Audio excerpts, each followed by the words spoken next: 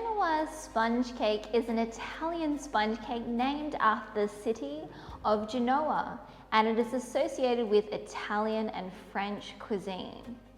Traditionally, instead of using a leavening agent, the Genoise sponge cake relies heavily on eggs to be whipped into a foam and then incorporated into the batter. Now, to make our chocolate Genoise sponge cake variation, the first thing that we're going to do is take our bowl, whether you're using a stand mixer or a hand mixer, just make sure it's nice and dry. We're going to be adding our foaming agents, which are our potato protein 300, and also our methyl cellulose that's going to aid our foaming, emulsification, and also the methyl cellulose, when it gets hot, it will set. So it's going to replace many functions of the egg. I'm also going to be adding a little bit of xanthan gum for stabilization.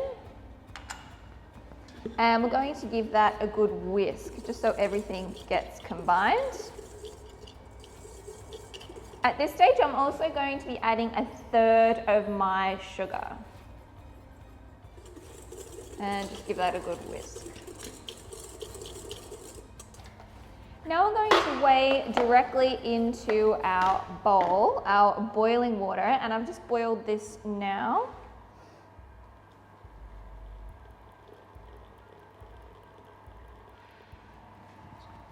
And again, just give that a good whisk. In the beginning stages, you'll see it's like a little bit clumpy, but don't worry about that. It is going to dissolve. Now we're going to get this onto our mixer and start on a medium speed. And we're going to beat this until we get to the soft peak stage. Now be patient. This can sometimes take anywhere from 5 to 10 minutes. So just be patient.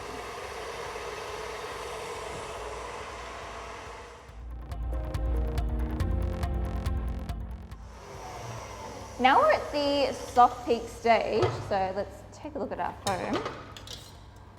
So see, we're starting to get some peaks. They're not super stiff just yet.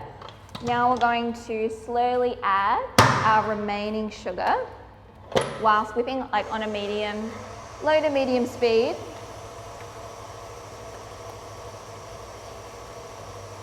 And then once all of our sugar is combined, we can turn the speed up.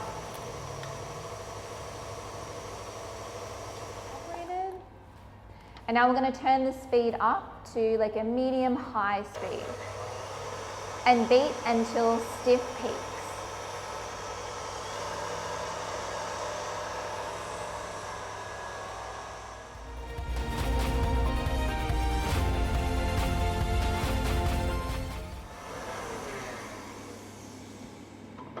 Now we're at these beautiful stiff peaks.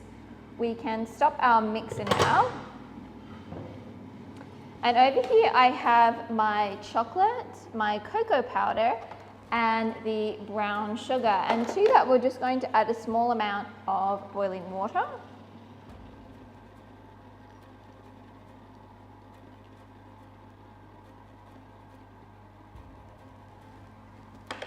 And this is going to allow the chocolate to melt and also to start hydrating our cocoa powder.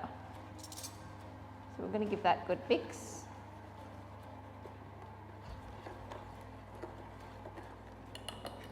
Okay, now we're going to set that aside just for a moment. Now we have our vegan egg replacement, which I've already prepared with our panis egg, water and vegetable oil. And to that we're going to add our measurement A of the sugar. Give that a good whisk. You could also use an immersion blender to blend it all together, especially if your sugar is a little bit grainy.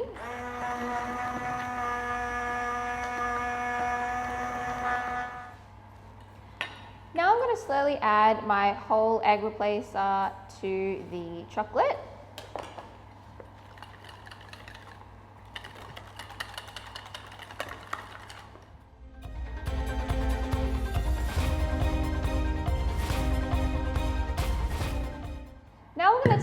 some of our meringue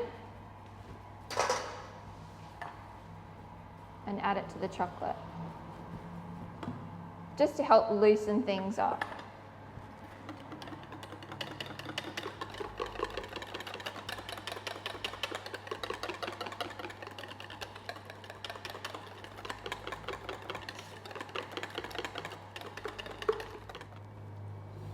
Now add everything to your meringue.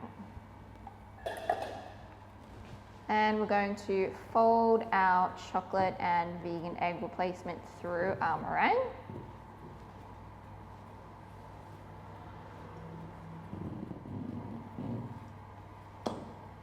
So once that's mostly mixed through, we can start adding our dry ingredients.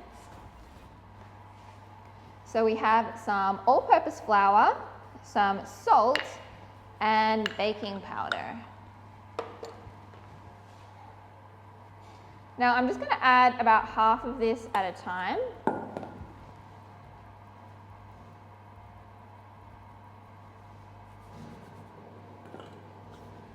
And fold through our meringue mixture.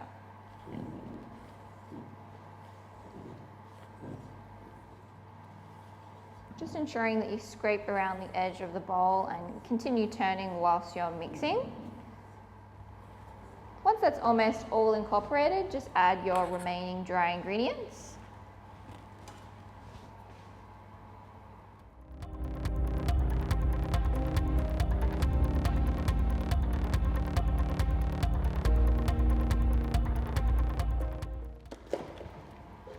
Now we can transfer our batter into a piping bag fitted with the piping tip nozzle that we want to use, or it can be poured into a form, that's up to you.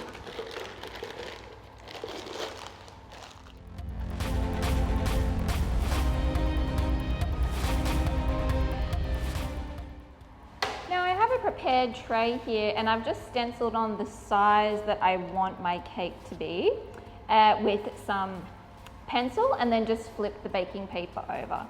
So now we can pipe our chocolate genoise.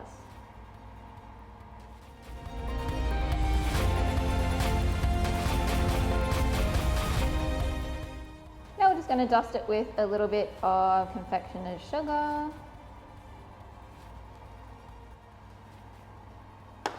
And it's ready for the oven.